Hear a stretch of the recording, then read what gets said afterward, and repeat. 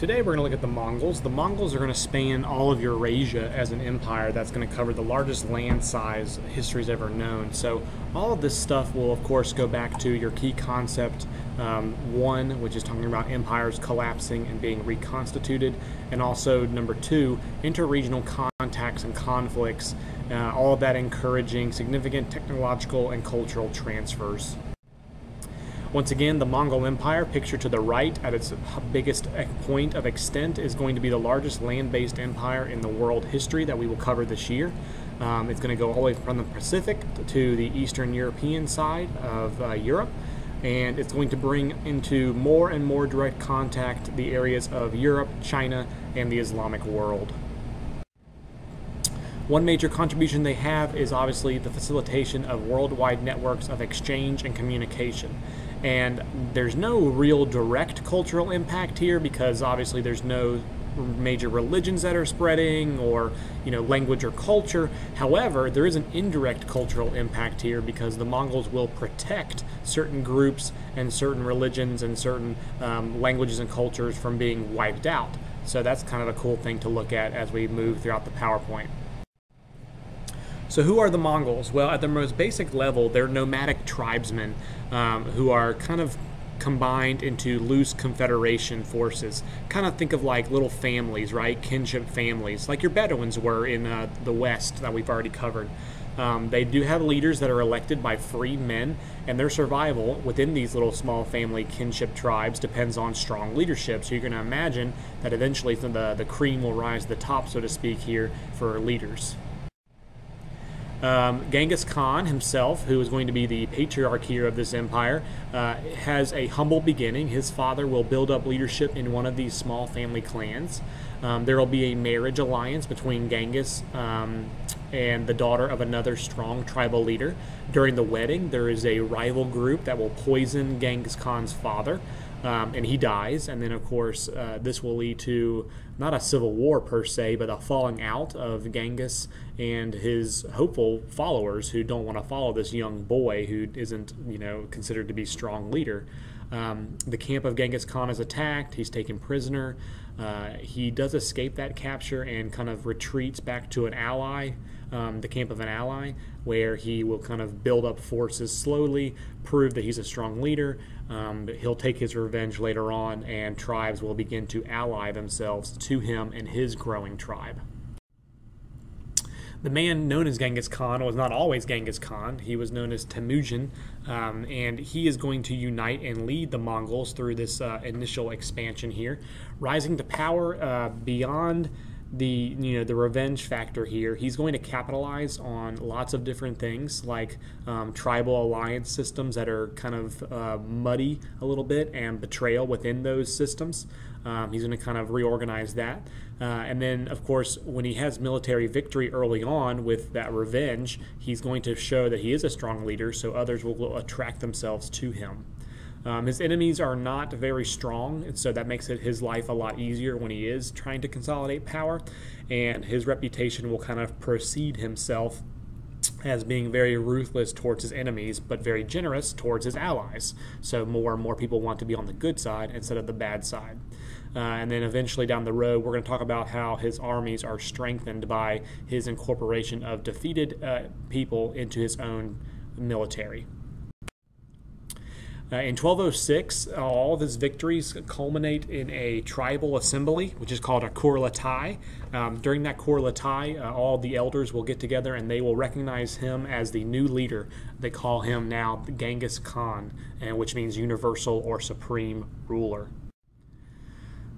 From there, he will start to expand. There are two major reasons for expansion under Genghis Khan. Once again, consolidation is probably the biggest one. The unity that he has caused is going to be really cool because now they'll be able to be one standing army or one standing force instead of a bunch of smaller, weakened forces. And he needs to take that fragmented segment of society and bring them together. External resources will be needed to reward people that are within his army. So of course he has to expand, and that means conquest. By 1206, the initial territory that he controls is about 500,000 Mongols spread out, and he's the overlord to about 1 to 2 million nomadic peoples. However, he wants non-nomads. This empire is going to be built on the backs of non-nomadic people. So, of course, you look at your centers of the power that are right next to him, that's China. So China will be the first area he's going to move into, very heavily defended along the borders, as we probably haven't seen from other discussions. So he will eventually work his way in there by kind of capturing some scientists that help him build siege weaponry, catapults, battering rams, bamboo rockets, etc. When he starts to move into the Chinese cities, he's going to be very, very brutal, slaughtering citizens, women, children, men, all that kind of good stuff, except for scholars and artisans. He is going to kind of be like a Alexander the Great type of figure and kind of use those people to his advantage within his own empire by saving them. Cities are destroyed, and of course, now we have to set up some kind of fear tactic, psychological warfare. When he comes into another area where other cities are, it's a whole lot easier for towns to surrender and be spared, and then pay the special tax or the fee or whatever it is that he's asking. 1209, a couple years later after he's elected, will be the beginning of the full conquest of Genghis Khan and his military. That's going to continue for about 50 years under him and then his grandsons, because he's not going to live forever, obviously. Ugadai, Mongol, and Kublai are going to be his grandsons that are going to continue the spread of this empire. We're going to cover all those spreads into different territories later. The final empire under the Mongols will cover many places: China, Russia, the Islamic Middle East, Eastern Europe, Central Asia, and Korea. This is going to be only checked by a couple of major events, and so I had outlined these events for you. 1242, Eastern Europe, he has to withdraw, or one of them has to withdraw. 1260, in Palestine, the Egyptian forces kind of push him back. Some of the Turkish groups there have organized. 1274 and 1281, he can't go further east into places like Japan because there are two failed invasions. Basically, the fleet gets sacked in by two different major storms. And then, of course, you can't go any further into Southeast Asia because of the dense tropical forest doesn't really lend itself to his type of invasion and tactics. When you talk about the nomads, they're pastoralists to begin with, so that gives them certain military advantages, and really it's because of the horse, right? So the horseback riding and the hunting skills that they've acquired over time are hugely important for them militarily speaking. It's going to make them really fast, able to cover large expanses of territory very quickly, and they don't have roads like in Europe and all those other places to have, so they've got to be very quick and very smart about transportation. The entire male population and actually many females train in a lot of these skills, so very large and skilled army will make them very formidable in the future and moving forward. And of course that military is based on speed and power, and so they're going to be very quick and powerful with getting into cities and stuff, raiding, trading, and extortion through fear. As far as militarization and organization goes, Genghis Khan is really good about taking the entire social structure of the Mongols and kind of using it to his advantage. Based on numbers of 10, 100,000, 10,000 warriors, he's going to organize his armies into those little subgroupings, when that will allow for a more effective control and communication especially. And then, of course, broken tribes that are conquered, they don't just get wiped off and killed like would happen in some other empires. They actually get dispersed and put up throughout the rest of those units to kind of, spread the wealth, so to speak, a little bit with military figures that could, if you left them alone, organize into rebellion. Now they're being spread out amongst these armies all over the place, so it's pretty easy for him to kind of quash that kind of issue. There's a lot of extreme loyalty and discipline for this army. They are going to be very ruthless in how they treat people that are deserting or people that are not doing their job within the army. And of course, everybody benefits from success because Genghis Khan is very unique in that he shares wealth with all of the army once they go into cities and stuff. He actually gives them a certain amount of days to pillage and plunder and all that kind of stuff so that they fight harder because they obviously want the spoils of that war. And unit leaders, including Genghis Khan, fight amongst their men, and that also means that this army is going to be more and more disciplined and loyal because they see the interaction of this leader within their people and risking his life alongside their lives when fighting. Conquered people are incorporated into the military in several ways. We know about nomadic groups being put into places because of their pastoral roots. Most of them are going to be put into the cavalry. If they don't have skills on horses, then people are going to be put into the infantry and artillery, which is the siege weaponry and all that kind of good stuff. So there's a lot of incorporation here of everybody into this military. This is how this empire is forged, so it needs to be strong, and therefore it will show its strength by incorporation. Other people are going to be used in other roles like building, bridges, roads, supply carriers, etc. And of course, we talked about the artisans and craftsmen and scholars that are saved. Those are typically put to work, and that some of them are even brought into the government of Genghis Khan to advise him. There's a mobilized human element here that goes along with this when it comes to efficiency. It's built on trade and taxing and stuff for the most part, in addition to conquest, of course. So there's got to be certain things put into place. Some of those things include census taking, where knowing where people are, and so that way they can be taxed effectively by the administration. Relay stations are built, which are going to be extremely important for trade and communication.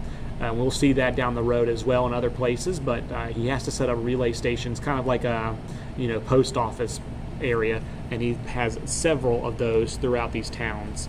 And then of course centralized government, various government offices that are needed to translate and combine different cultural identities like laws, language, religion that are spoken throughout this very large empire.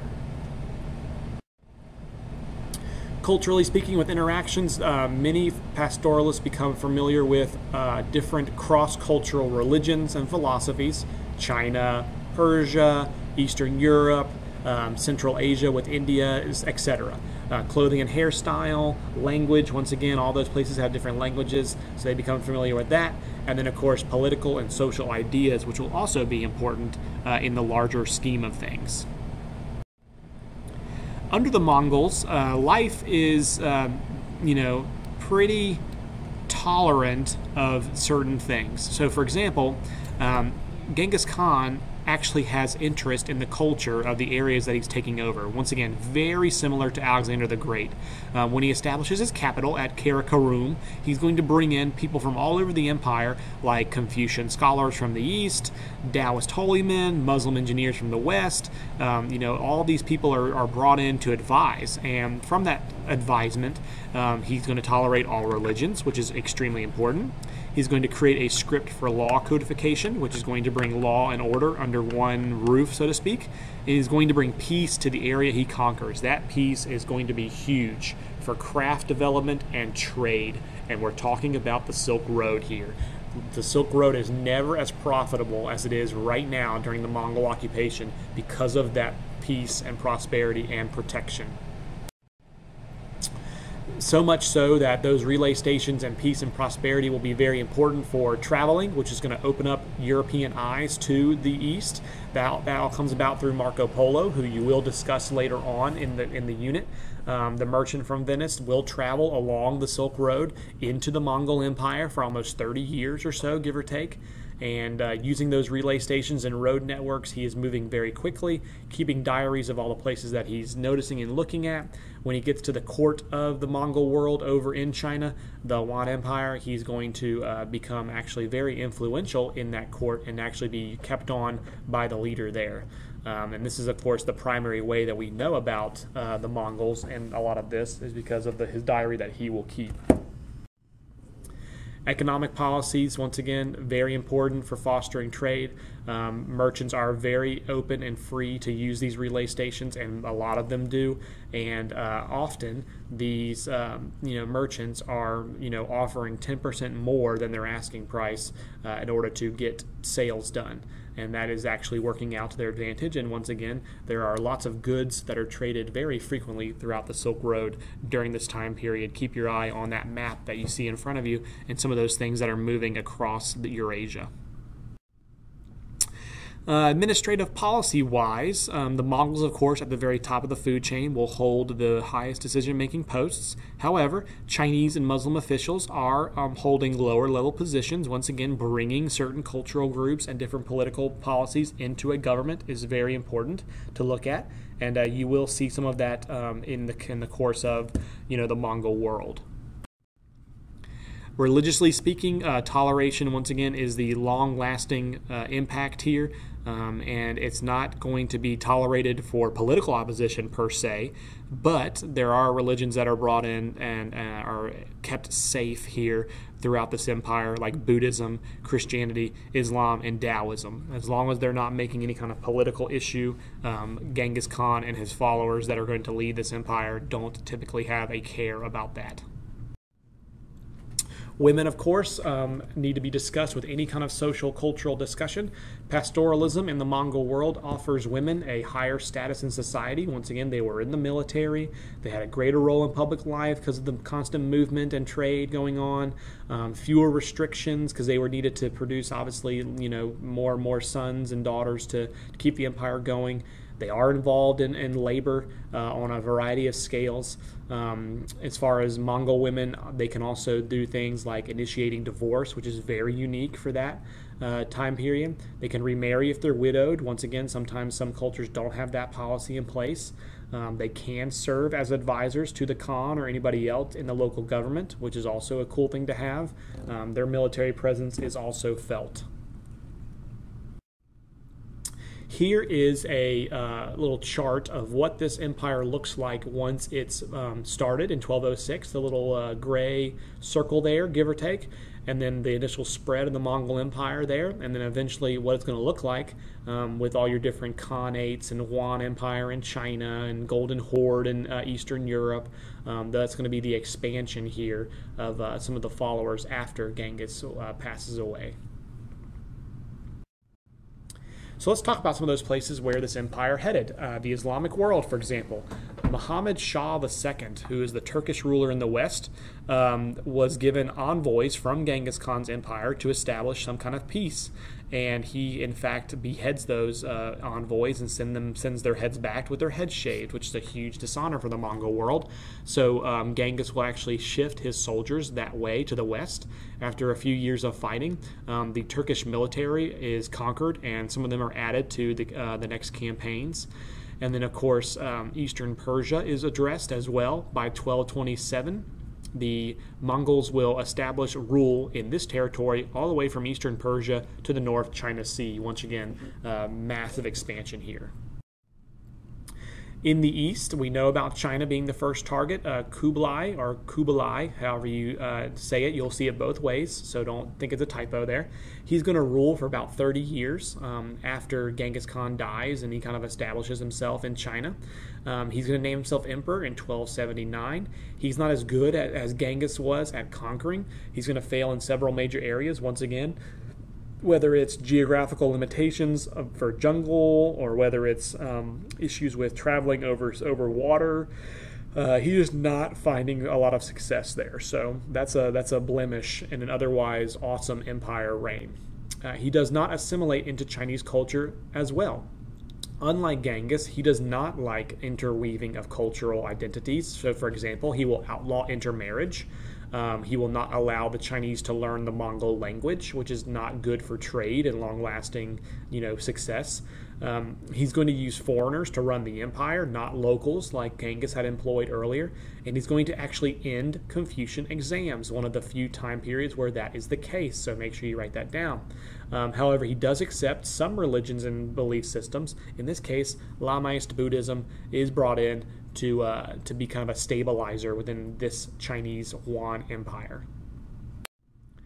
Going north, the Golden Horde is a term that you will often see. This is after the golden tent that the early Khan uses at his, resting spot wherever the army goes. He has a golden tent, and so when the Mongol are looked at from the Russian princes and stuff, they see that tent, they call it the Horde, the Golden Horde, right? Led by one of the followers named Batu after Genghis Khan passes away. Russia is not united. It's a very easy target. There's lots of local princes that have been fighting each other, and they're not going to unite initially at first to fight off the Mongols here. Eventually, the Mongols are called the Tartars. So if you ever see the term Tartars, you're talking about the Mongols that are coming in that are given that name by the Russians. Of course, Tartarus being the term for hell, and so these people are from hell, literally, according to the Russians, and that's why they call them the Tartars. Europe, further west from the Golden Horde, Christian leaders are actually kind of happy about Mongol leaders in Asia. They're kind of keeping the princes at bay. They're not, messing with them too much early on. They're actually going and kind of fighting with the Islam people to the south and southwest, which is also good for Christianity and Western Europe. So they're actually happy about them at first, as long as they're staying where they are, obviously. And some people actually thought that the Mongol Khan was actually a mythological Christian emperor by the name of Prester John, which is going back into some of your biblical stories. When the Mongols approach the European rulers, they are often dismissed because, in Europe you have these great kings and stuff that are kind of, being there, and the Mongols are seen as these dirty, uneducated people that are just not a threat. And in fact, Germanic kings' armies are often defeated by the Mongols, thus making Western Europeans extremely happy. In the Middle East, one of the grandsons, Hulagu, is capturing Baghdad. That happens in 1258, one of your dates you got to remember. 800,000 people are killed in this invasion, including the Abbasid Caliph, and that kind of ends the Abbasid dynasty, which we just covered with our Islamic discussion. The center of the Muslim world is destroyed, and therefore that's going to be a nice little stepping stone for the Mongols in this territory. Christians will actually help the Mongols defeat several of their enemies until they themselves are kind of turned back by the Mamluk Turks in 1260, and the Christians who have been maybe indirectly helping the Mongols out are directly helping the Mamluk Turks because this area is right next to European borderlands, and so the Christians are like, well, we can't stay out of this forever. So 1260, once again, they are helping the Mamluk Turks defeat the Mongols. In that area, you'll have an Khanate being formed. Once again, 1258 sack of Baghdad. There's not a lot of success here because of certain issues. Those are listed for you, so make sure you have those. Inability to rule, making concessions that are not very smart, misuse of taxes, the ending of religious toleration. The lack of assimilation into Islamic culture eventually will be an issue. All those things are good at first and then take a turn, towards the negative side there. In 1295, the Ilkhan Ghazan converts and creates a large-scale attack on non-Muslims, and that's going to be the start of some issues for him. Eventually, that excessive spending without good taxation is going to make a big issue. We start issuing paper money, which is not backed up by any kind of metals because those metals are all in the hands of the Mongols. That stuff's been moved east. And so merchants just literally stop trading because they won't accept paper money. In 1304, the last Mongol will die without an heir. And then, of course, the Turks show up in the late 1300s, and they're going to take all the local leadership and then kind of reorganize them. Here is what this empire looks like in the late 13th century. You've got your Ilkhanate area there, right between Persia and Central Asia. You've got your Golden Horde to the north, which will become part of Russia. We see how far they're expanding. You've got the empire towards the east of the great Khans, like the Huan dynasty. And then you've got your other empires that are kind of holding suit here against the Mongol spread. So stuff you probably don't know as we kind of will wind down this lecture are things that you might be confused about. When you see these terms, you should know certain areas, like Golden Horde. That means Russia, right? They're going to take direct control, and the Tartars there will stay around till around the 1940s, even though they don't hold power once the Russian Empire is forged. Huan Empire, that's China. Kublai is going to take out the Song dynasty there, and that'll be the case up until the Ming dynasty. So keep that in mind when you look at your dynasty switchovers. The Ilkhanate is Persia, modern-day Iraq and Iran, of course. Genghis will take out the Seljuk Turks, and then of course be buffered up against other Turkish groups, and then he will of course be pushed back in 1260 by the Mamluk Turks. Ottomans, that's an old Byzantine Empire group. They're going to do some damage to the Mongols after the Mongols initially have some small success here. And then of course Europe, the Mongols don't get into anywhere else besides Eastern Europe with the Slavic region, but they don't stay long because of some inner turmoil within their own empire, so they can't keep pushing further west. This will leave, however, Eastern Europe vulnerable to the Ottomans and Western Europe. And then, of course, Mongols of note, if you ever see these names, kind of just clarifying there. Genghis Khan's the main patriarch. He's going to do most of the creation here. Ogadai, his son, is going to inherit the title. Kublai, his grandson, will expand into China by 1279. Hulagu will go into the Ilkhanate zone in the Middle East. Batu is the Mongol control guy that does Russia, which is the Golden Horde, another grandson. And then you have Jagadai, who is the Khan of Central Asia, which is north of India, of course, Central Asia, India. There's a timeline there on page 207 of your white book, I believe. That should help.